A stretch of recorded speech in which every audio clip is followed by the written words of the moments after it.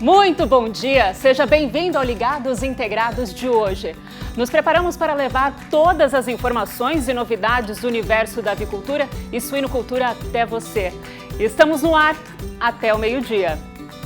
Cenário positivo.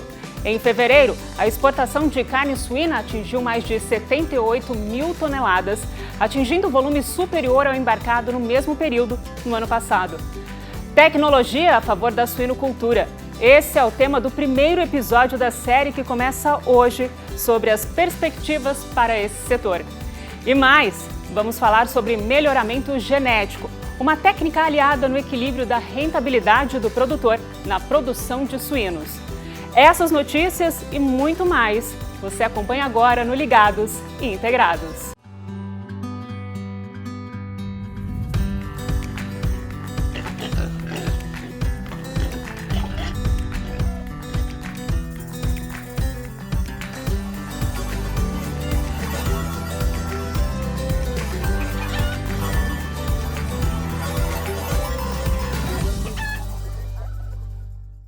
E começa o programa com atualizações de mercado. De acordo com o levantamento feito pela Associação Brasileira de Proteína Animal, a BPA, considerando todos os produtos, entre in natura e processados, as exportações brasileiras de carne suína totalizaram 78,6 mil toneladas em fevereiro, volume 10% superior ao registrado no mesmo período do ano passado. Se compararmos com o primeiro bimestre deste ano, as vendas de carne suína foram aproximadamente de 168 mil toneladas, uma elevação de 14,9% contra 146,1 mil toneladas em 2022. A China, maior importadora de carne suína brasileira, foi destino de mais de 73 mil toneladas no primeiro bimestre deste ano, seguida de Hong Kong, com 14,9 mil toneladas, e o Chile, com 13,5 mil toneladas. No primeiro bimestre, o saldo em dólares das exportações cresceu 28,9%. E vamos entrar no mundo da criação de suínos? Tudo o que você, produtor, produtora, quer e precisa saber sobre equipamentos da granja, biossegurança, manejo, genética, reprodução, ambiência e bem-estar animal. Você acompanha agora na estreia do quadro Suinocultura é Tecnologia.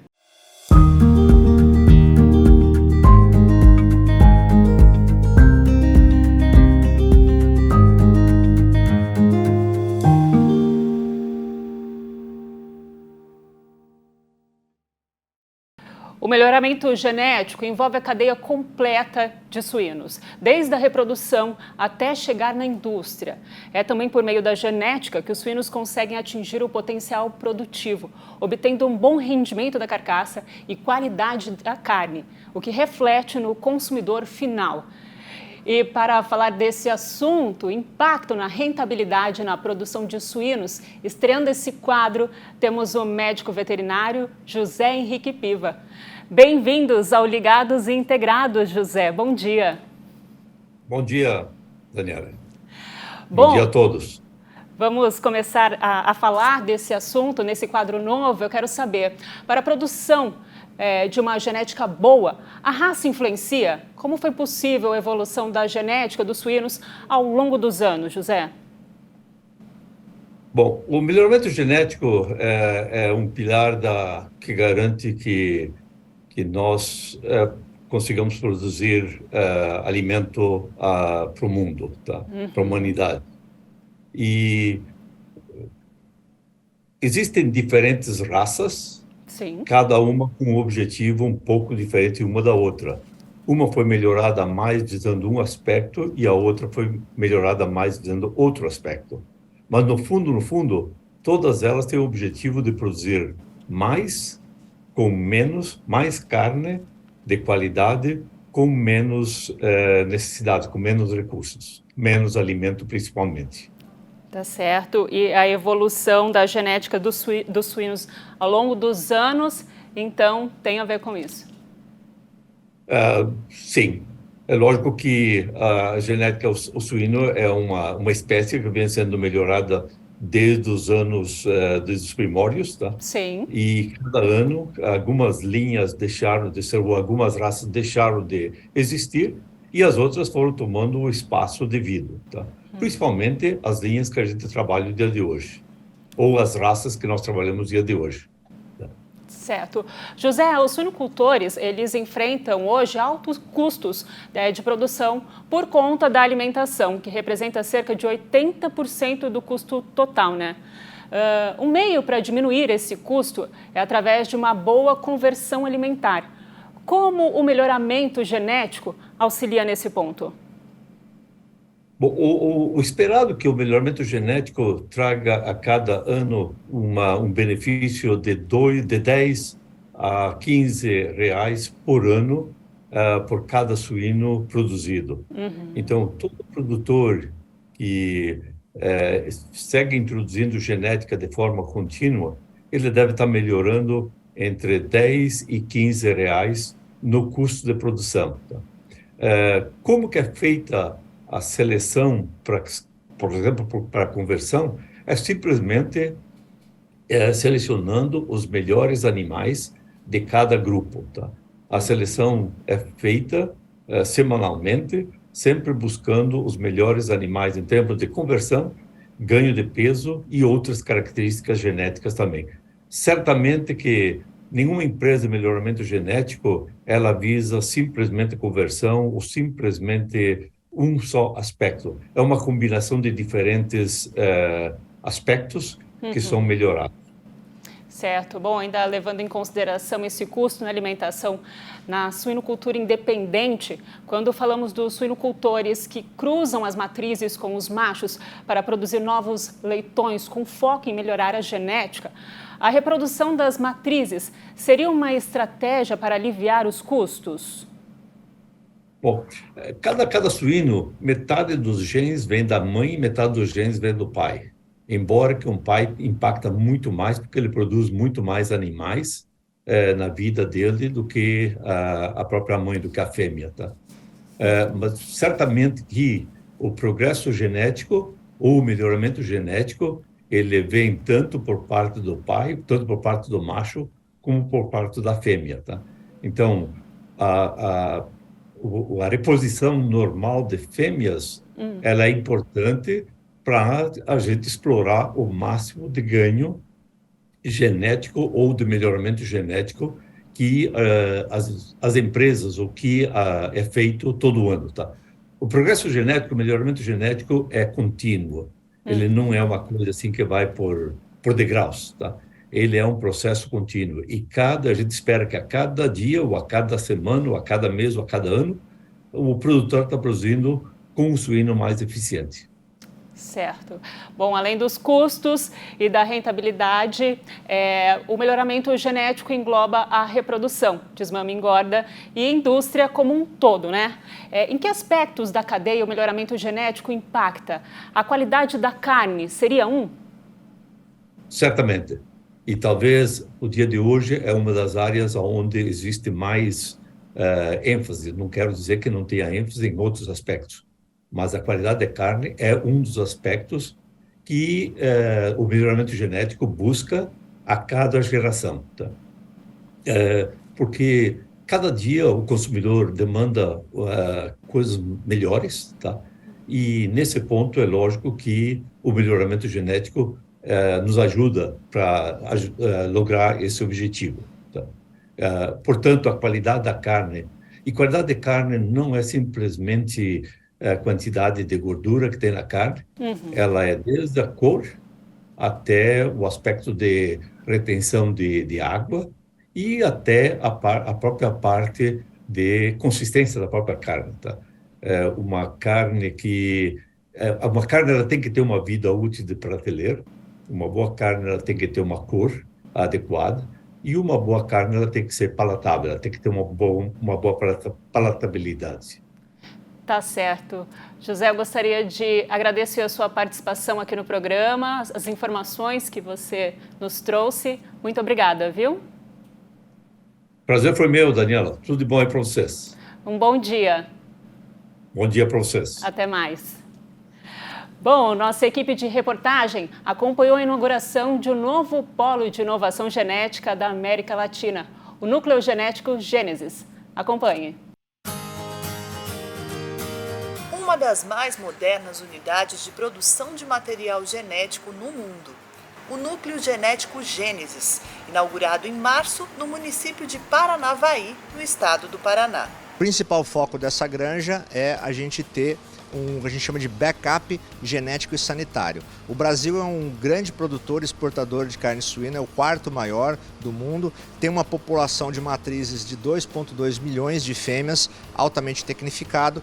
Nós temos uma granja mais antiga no estado de Minas Gerais e por já estar com 20 anos, a gente entendeu que era hora da gente construir uma granja mais moderna e uma granja nova numa região mais isolada, porque se acontece alguma adversidade sanitária, por exemplo, amanhã, você precisa ter uma reserva, você precisa ter um backup que a gente fala. Então se entendeu que pode ser uma plataforma de exportação. O que faltava? Nível genético. Para você ser um exportador de material genético, você tem que ter um nível de excelência em qualidade genética e tecnológica. Daí o propósito da gente fazer a Gênesis. Então a gente precisaria estar numa região livre de febre aftosa sem vacinação. A gente ficou restrito a 3 estados no Brasil nesse momento, que é o Paraná, Santa Catarina e Rio Grande. E o Paraná, porque ele é um estado que vem tendo um crescimento importante na atividade, a gente precisou identificar uma região também que tivesse uma infraestrutura de logística positiva, que não estivesse tão distante de grãos.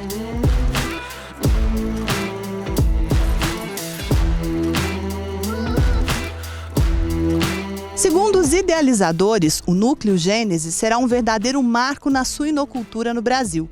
Com investimento arrojado, a ideia é exportar tecnologia, animais e melhoramento genético para países da América Latina e futuramente para os Estados Unidos e Canadá. O Brasil ele passa de somente importador de material genético e ele passa a ser também exportador. Isso quer dizer que nós temos nesta unidade o maior nível genético disponível para a suinocultura mundial. E isso existe, esse investimento existe para atender a suinocultura brasileira, que é um grande produtor mundial e exportador mundial. O projeto é dividido em 2 sítios subdivididos em 22 galpões climatizados e interconectados por corredores totalmente cobertos, que irão comportar 3.600 fêmeas elite de altíssimo valor genético.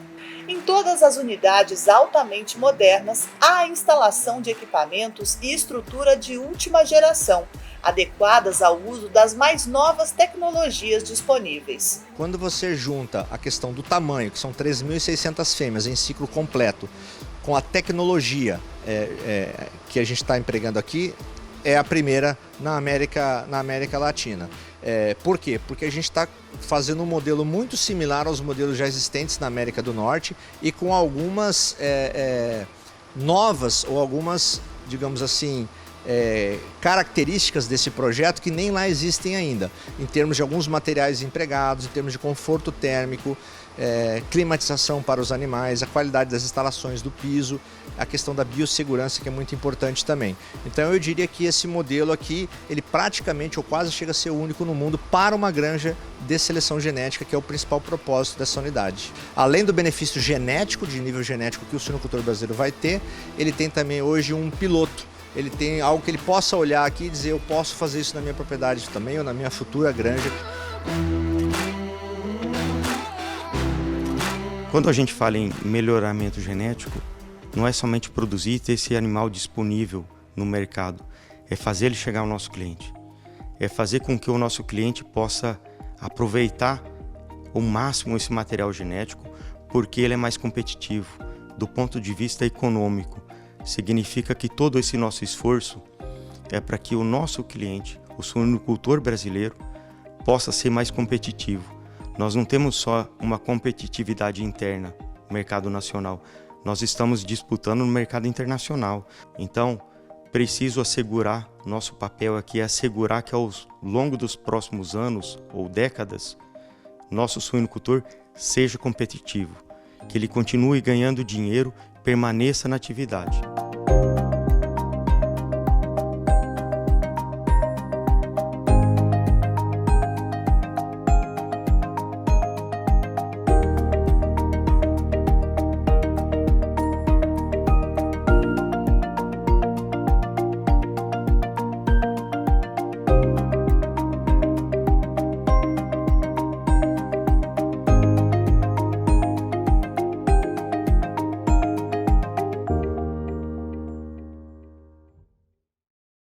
No próximo bloco, você vai entender como a produção de carne suína e a tecnologia caminham juntas. Nós voltamos já.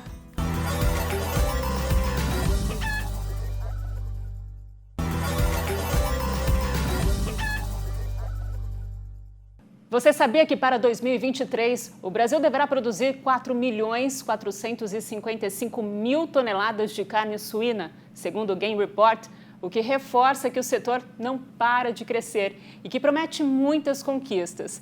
E pensando nisso, nos próximos dias você vai acompanhar uma série de matérias falando sobre nutrição, bem-estar e tecnologia, que aliás é o primeiro assunto de hoje.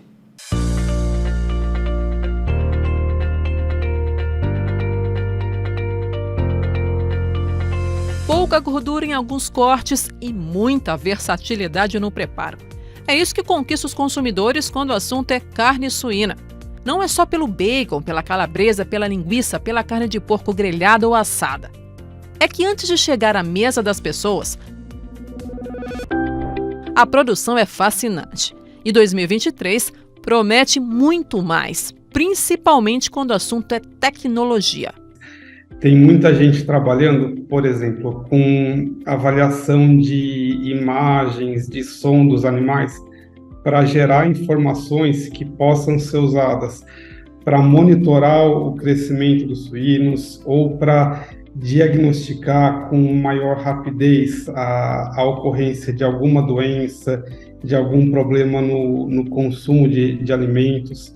Tá? Então, já existem, pelo menos em pesquisa, uma série de trabalhos nesse sentido. Alguns já são usados a campo, outros, num período curto, a gente imagina que serão usados também. Segundo o especialista, a suinocultura, por ser intensiva no país, precisa fazer uso de tecnologia. Seja de tecnologias relacionadas à alimentação, ao manejo, ao alojamento dos animais, à ambiência, ou mesmo essas mais recentes, né? Se a gente pensar também com relação às integrações, por existir essa maior proximidade da indústria processadora da carne, seja por meio das grandes integradoras ou de cooperativas, né, isso torna também mais fácil que as demandas do consumidor, do mercado, sejam levados para o produtor e que se otimize todo esse processo, né, de modo a se ter maior produção, produtividade. Então, a chegada ou o acesso da tecnologia aos produtores é facilitado também em função disso. A produção de um alimento seguro é uma grande preocupação do setor. Inclusive, a prevenção de doenças é um assunto importante. Por exemplo, a utilização de vacinas polivalentes tem um papel de destaque. Se a gente pensar a biosseguridade, que diz respeito tanto às medidas que existem para evitar que novas doenças, patógenos entrem numa granja, como também para controlar a disseminação de uma doença na granja. Então, nesse sentido, quanto mais rápido se consegue fazer o diagnóstico de um problema, mais fácil é o controle da doença, desse problema, né? Então, realmente é algo muito importante, que contribui bastante nesse sentido, no controle de doenças. Atualmente, como tendência na atividade, empresas desenvolveram kits de diagnóstico rápido para identificar doenças. Atuar dessa maneira é pensar no bem-estar do suíno e faz parte de uma das exigências do mercado consumidor atual, que demanda menos agressão ambiental e mais respeito à saúde dos animais.